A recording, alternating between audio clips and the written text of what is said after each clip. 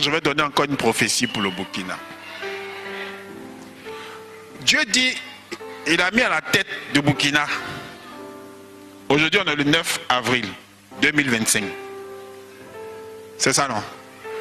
Il a mis à la tête du Burkina quelqu'un que moi je peux appeler l'intrépide Jackson. Il lui a donné un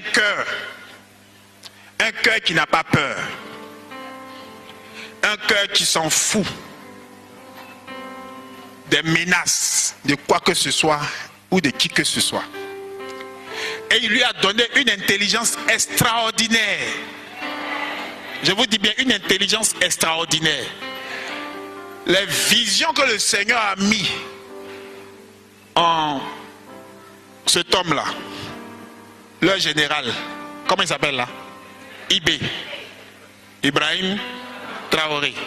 Les visions qu'il a mis, ça dépasse les visions de la plupart de tous les chefs d'État.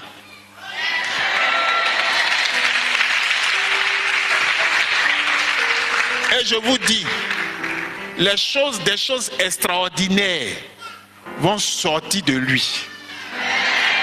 Ça, c'est la première des choses. La deuxième des choses, la Côte d'Ivoire va commencer à se vider d'ici 10 ans. Parce que les Burkinabés vont retourner chez eux. Beaucoup vont commencer à retourner chez eux.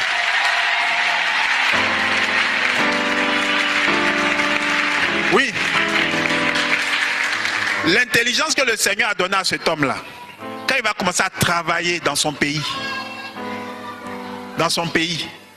les systèmes qu'il va commencer à mettre en place, toi-même tu as dit que tu es en train de te promener ici, tu ne fais rien ici.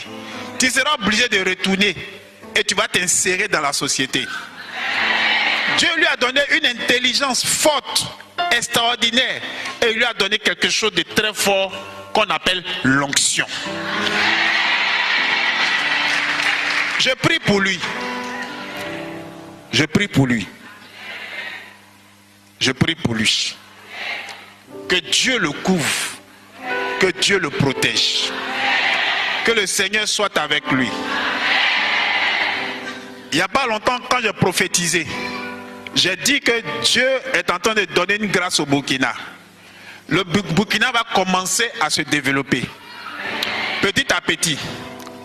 Les jours qui ont suivi, j'ai vu qu'il a fait des achats de plus de 200 milliards pour acheter des machines pour 5000 km de route par an. Tu comprends, non? Il n'est pas allé chercher une entreprise. Hein. Il sait que il doit faire des routes. Lui-même, il achète ses matériels. Et il a acheté ses matériels. J'ai vu, j'ai dit waouh, c'est que la prophétie est en marche. Oui, sur le plan de l'agriculture, vous allez voir, Dieu va commencer à faire, je pousse plus loin, hein. Ce n'est pas une main d'homme, ce n'est pas une pensée d'homme. Dieu va commencer à faire pour arroser des régions là-bas, pour arroser des régions, pour qu'il y ait de la pluie. Parce que quand Dieu donne une vision, il accompagne la vision. Je bénis le Burkina. Oui, je bénis le Burkina.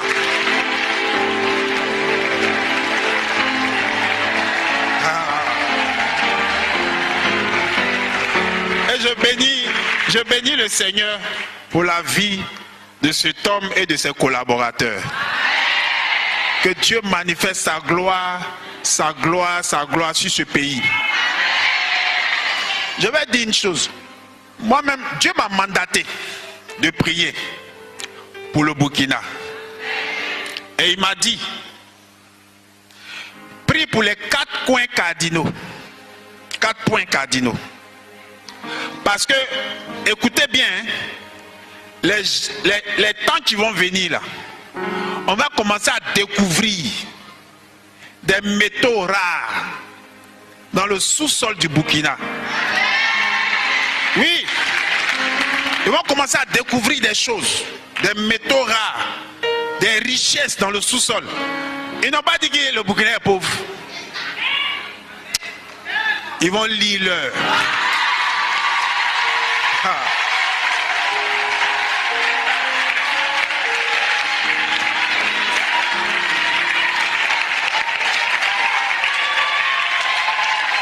Amen.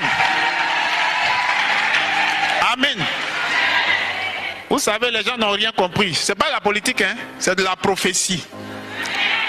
Le Seigneur me disait, pourquoi Sankara, comme disaient les autres, avait une grande gueule? Hein? Pourquoi il avait une grande gueule? C'est parce qu'il savait. C'est parce qu'il savait. Amen.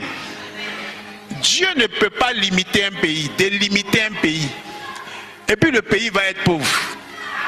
C'est pas possible. Si tu es pauvre de par tes richesses, tu seras riche de par tes hommes. Et Dieu suscite des hommes intelligents, capables. Allez-y voir Israël. Il y avait quoi? Un désert, rien. Mais aujourd'hui, ils sont parmi les pays les plus puissants. Israël. Tu me suis, non?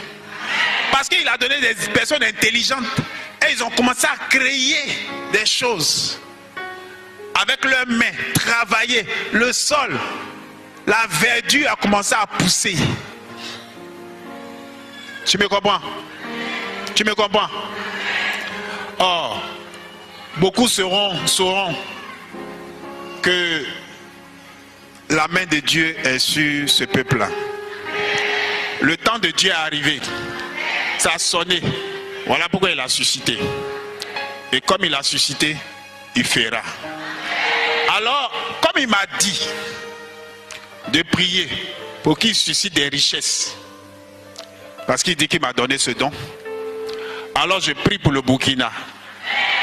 Et vous êtes témoins en ce 9 avril. Je prie pour que le sous-sol du Burkina, on découvre la richesse.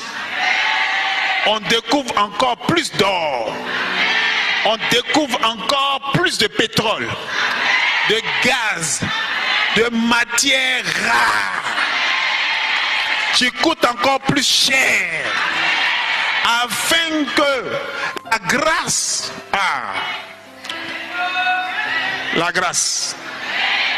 la grâce soit. Et je bénis la vie de cet homme que le Seigneur a mis à la tête du Burkina. Priez pour lui. Priez pour lui. Comprenez? Priez pour lui. Soyez avec lui. Priez pour lui. L'ennemi est toujours. Hein? Ne rentrez jamais. Un conseil est dit. Ne rentrez jamais dans des guerres d'ethnie. Jamais. Parce que c'est l'âme fatale du diable. Pour vous diviser. Soyez unis. Vous voyez comment le pays a souffert. Depuis longtemps. Les gens prennent vos richesses. Mais on dit vous êtes pauvres. Vous n'êtes pas pauvres. Aujourd'hui, je pense que le Burkina est le 3e pays producteur d'or.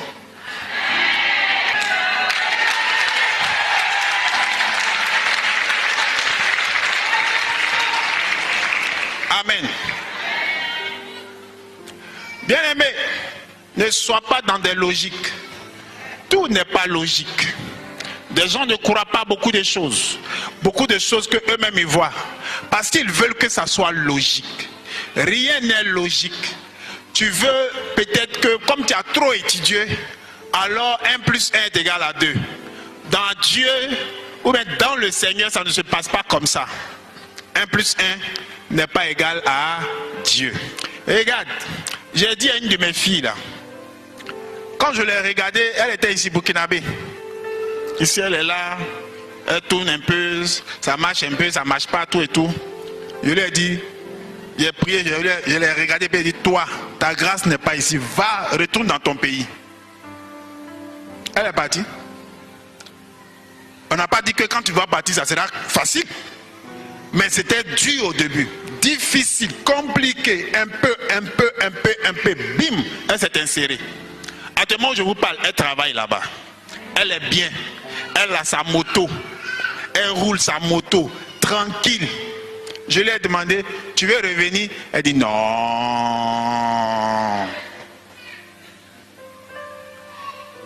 Tu me suis? Ah, quand Dieu parle, tu peux annuler. Quand Dieu a dit, tu peux annuler. Ah, personne ne peut annuler. Je dis bien, personne. Quand Dieu donne une prophétie, personne ne peut annuler.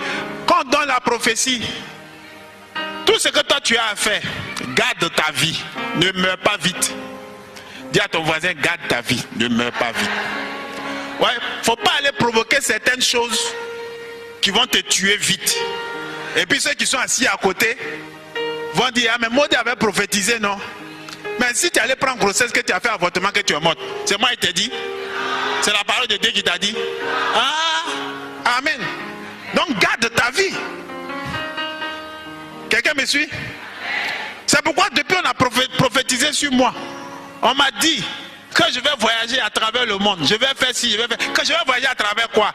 À partir de quoi? C'est à partir de la parole de Dieu. Donc tu ne vas pas me voir dans les maquis en train de danser. À couper, à décaler, à couper, à décaler. Non, non, non, non, non, non. Là où on m'a dit que je serais béni là, c'est là-bas. C'est là-bas. Je serai. Je ne serai nulle part ailleurs. Tu comprends? Je suis un homme. Je n'ai pas dit que je ne pêche pas. Je n'ai pas dit ça. Mais les 99% de ma vie seront dans l'œuvre, dans la parole de Dieu. Pierre a dit, j'ai péché toute la nuit, je n'ai rien eu, mais sur ta parole. Alors, je marcherai sur la parole de Dieu.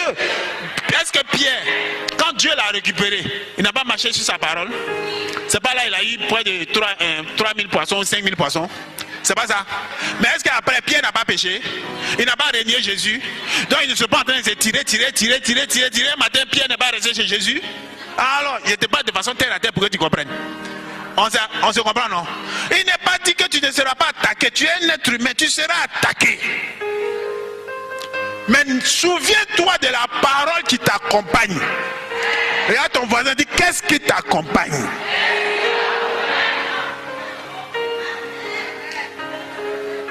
Souviens-toi de la vision qui t'accompagne.